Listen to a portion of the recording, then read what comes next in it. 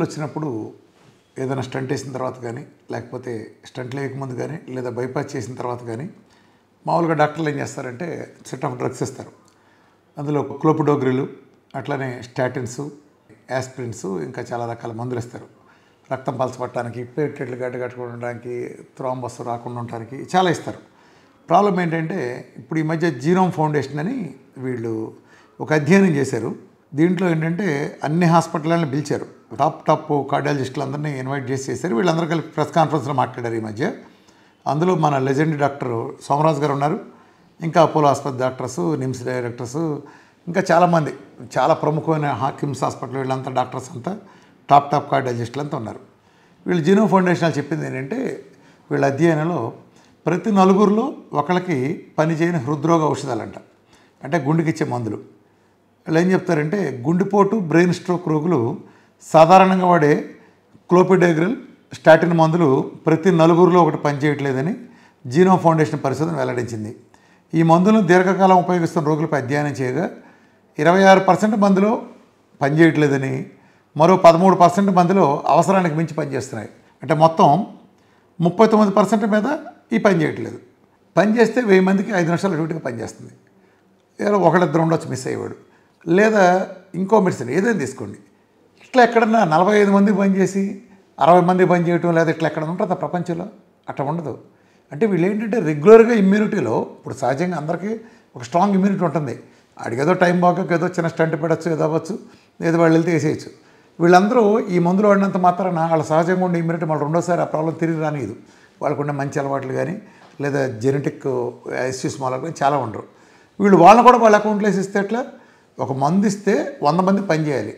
Saridon వేసేవంటే తలనొప్పి 100 మందికి తగ్గుతుంది. ఎల్డోపర్ ఇస్తే 5 నిమిషాల డ్యూటీగా అందరికీ మోషన్స్ అవుతాయి. మరి 39 మందికి ఇది కరెక్ట్గా వర్క్ కావట్లేదంటే అంటే అసలు ఎవరికి పని చేస్తున్నట్టు ఇది? అసలు అక్కడ ఉంటుందా? అంటే ఈ కార్డియాలజీలో ఇచ్చే మందులు ఎవరికి పని చేయట్లేదు. దీని ద్వారా మనం ఒక ఆసక్తికరమైన కుంభకోణం మనం చెప్పచ్చు. ఇప్పుడు మెయిన్ రాసేది ఏంటి? కార్డియాలజిస్టులు స్టాటిన్ డ్రగ్స్ రాస్తారు. ఇప్పుడు ఉదాహరణ పాపులర్ ఏంటంటే అటోర్వాస్టాటిన్ కానీ లేకపోతే లేదా రోజోవాస్టాటిన్లో ఈ మన ఇండియాలో ఎక్కువ రాస్తారు. అమెరికాలో కూర్చున్న ఈ దొంగల మూట చేసింది ఏంటంటే ఈ 45 ఏళ్ళు 50 ఏళ్ళ నుంచి జనాల మెదడులో ఏమెక్కిచ్చిందంటే కొలెస్ట్రాల్ అనే భూతం కారణంగా గుండె జబ్బులు వస్తాయి అంటుంది. ఇది ఒక తప్పుడు సిద్ధాంతం. డైటరీ కొలెస్ట్రాల్ గుండె జబ్బులకి ఎలాంటి సంబంధం లేదని అమెరికన్ హార్ట్ అసోసియేషన్ 2013లో 2015లో కుండల బదులు కూడా చెప్పింది. ప్రపంచంలో కొన్ని వేల స్టడీలు, మెటా అనాలిసిస్లు మొత్తం తొడలు కొట్టి మరీ చెప్తున్నాయి డైటరీ కొలెస్ట్రాల్కి గుండె జబ్బులకి ఎలాంటి సంబంధం లేదని.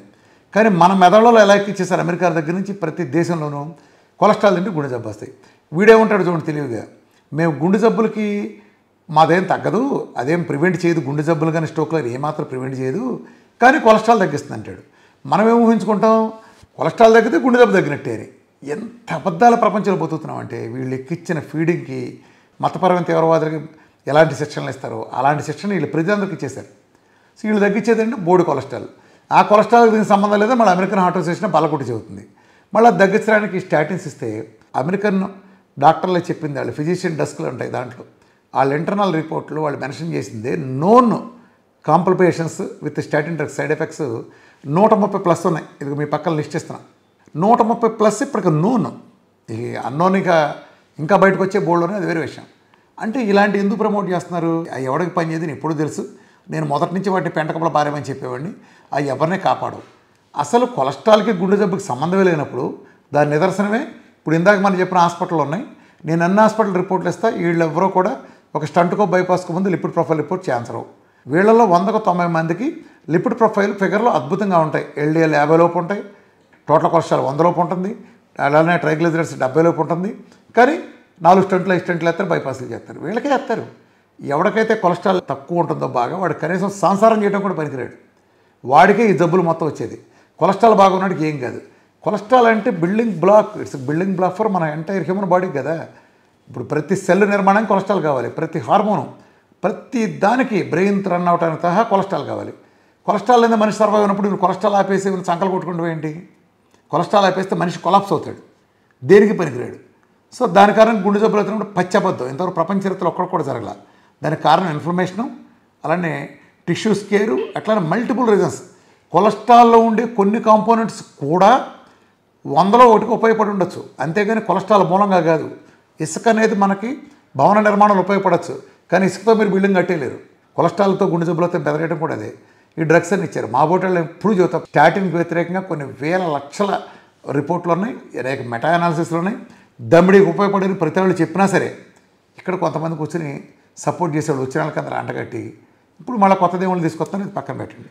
సో మనాళ్ళు ఒప్పుకున్నారు ఇది పని చేయట్లేదు 40 మందికని. 40 మందికి పని చేయట్లేదని వాళ్ళే చెప్పారంటే మిగిలిన వాళ్ళు పని చేసింది బతికొచ్చారని కాదు, ఆ మిగిలిన పని చేసింది అని చెప్పుకున్న వాళ్ళందరికీ సహజసిద్ధంగా ఉండి ఇమ్యూనిటీ ఉన్న వాళ్ళని మీనింగ్. సో ఇది బ్యాక్గ్రౌండ్. వీళ్ళు ఏం చెబుతారంటే 26 మందిలో పని చేయట్లేదు, 13 మందిలో అవసరాన్ని మించి పని చేస్తారని గుర్తించారు. ఈ పరిణామాలను పసిగట్టకుండా అదే క్లోపిడోగ్రిల్ స్టాటిన్స్ కనుక కంటిన్యూ చేస్తే రెండోసారి గుండెపోటు రావచ్చు, మెదడులో రక్తం గడ్డగట్టచ్చు. మరి ఇంకేం బీకినట్టు?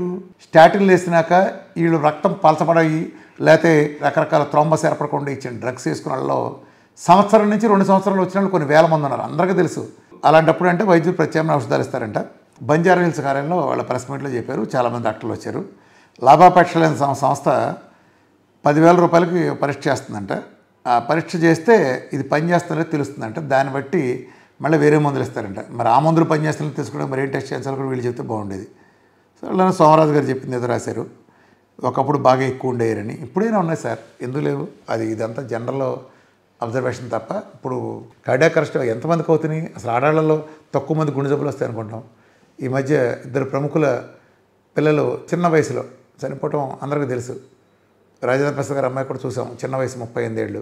ఇట్లా ఇంకొక సెలబ్రిటీ ఆయన కూడా నాకు సన్నిహిత మిత్రుడు కూడా, వాళ్ళ అమ్మాయి కూడా చాలా చిన్న వయసు 31, 32 ఏళ్ళకే గుండెపోటుతో చనిపోవడం. పొద్దున్నే రాత్రి వరకు బాగున్నాడు, పొద్దున్నే చనిపోవడం.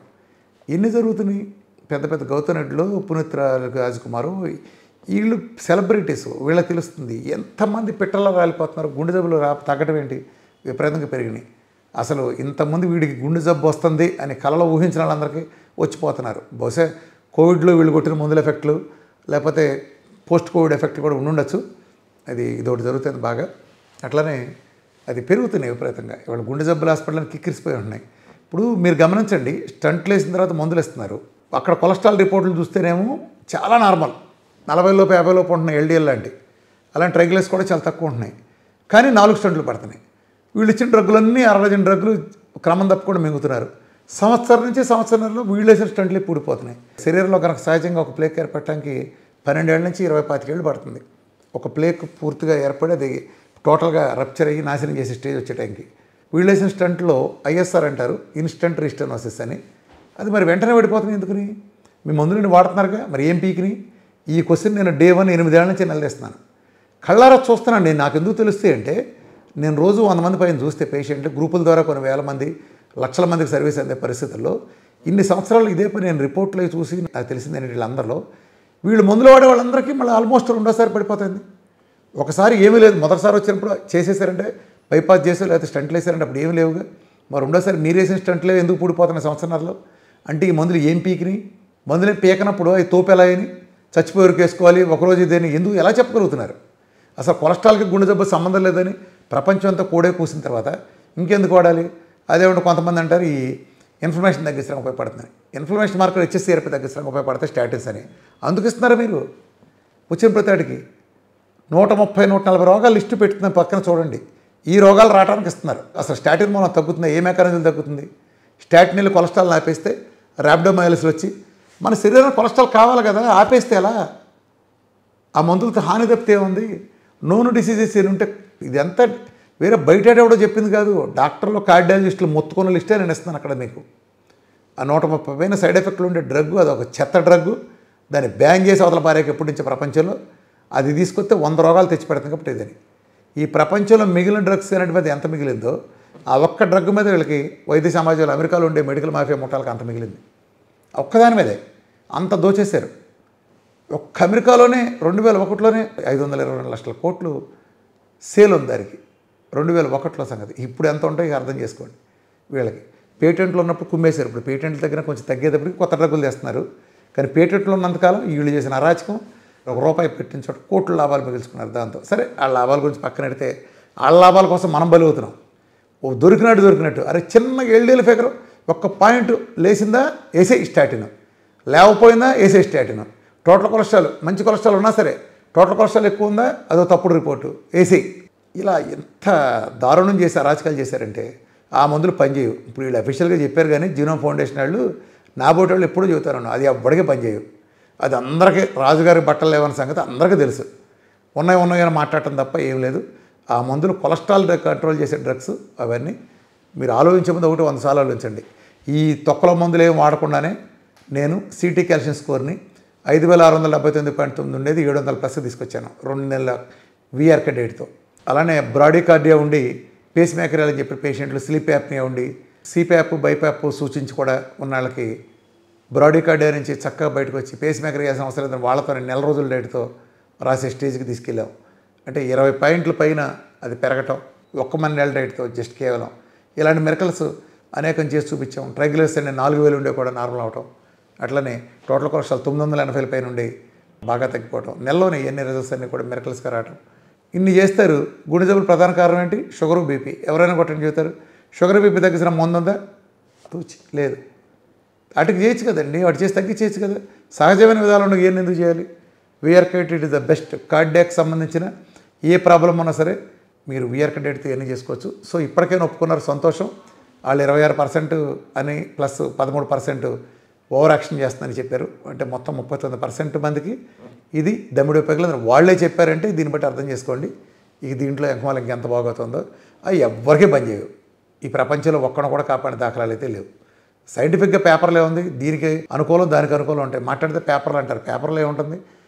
100 పేపర్లు ఇటు ఉంటాయి, 100 పేపర్లు అటు ఉంటాయి. మీరు డెసిషన్ తీసుకుంటారు. VRK is the best choice for any heart issues.